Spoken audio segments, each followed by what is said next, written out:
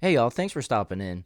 So, the train derailment in East Palestine, Ohio was one of the very first stories that I covered on this channel nearly a year ago. And I've looked periodically for updates of what's going on. There's really just been nothing to share, to be honest. Well, that's up until today. And I got this one here from the Daily Mail. Breaking news. Biden to finally visit East Palestine a year after the toxic train derailment devastated Ohio community. Oh, well, that's good. About time.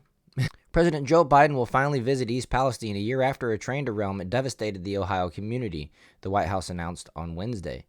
The president was criticized in the weeks after the harrowing incident for not visiting the site of the toxic crash.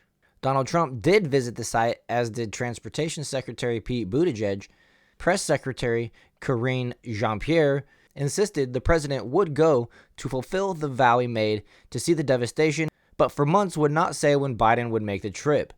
Biden will go sometime in February, the White House now says, without giving a specific date.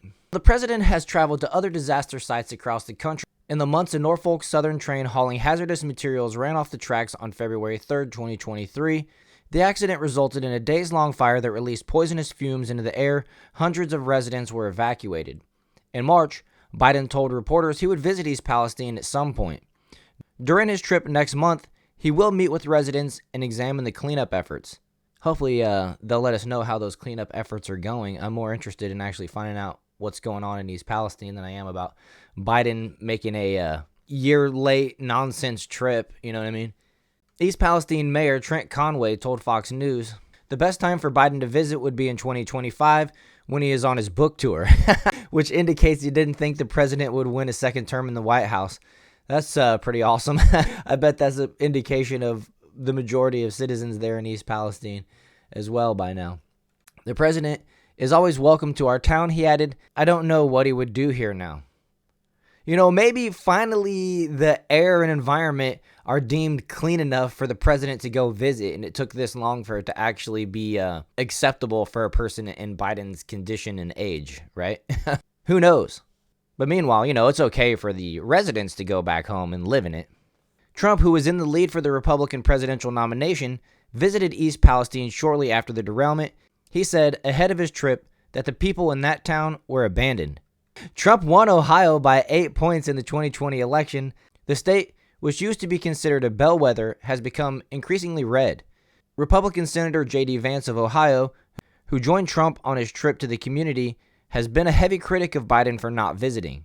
I think he sees the community not as a Biden community, and therefore he's not doing anything for it, Vance told Fox News in September. It is shameful conduct when you're the president, you serve the people, no matter who they voted for, and East Palestine deserves much better from their government.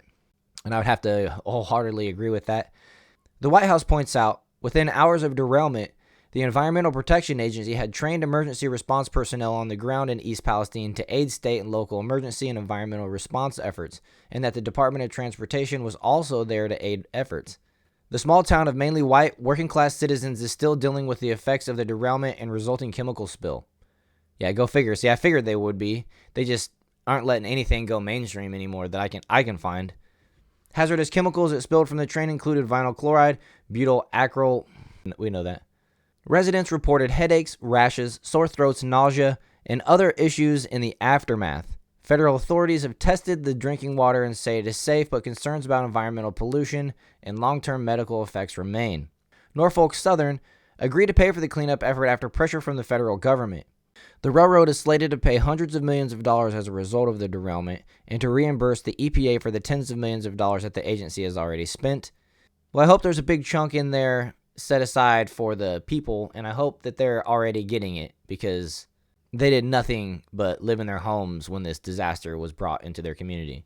And finally, the Department of Justice is also suing Norfolk Southern and seeking penalties under the Clean Water Act. So everybody wants to get their piece of Norfolk Southern, but it doesn't seem like there's there could be, I don't know, but there's no mention of a giant settlement or suit on behalf of the citizens of the town. So if there is, somebody let me know in the comments. But if not, hopefully something like that will be enacted soon. And if you agree with that, please hit that like button, subscribe to the channel, and I'll see you guys in the next one.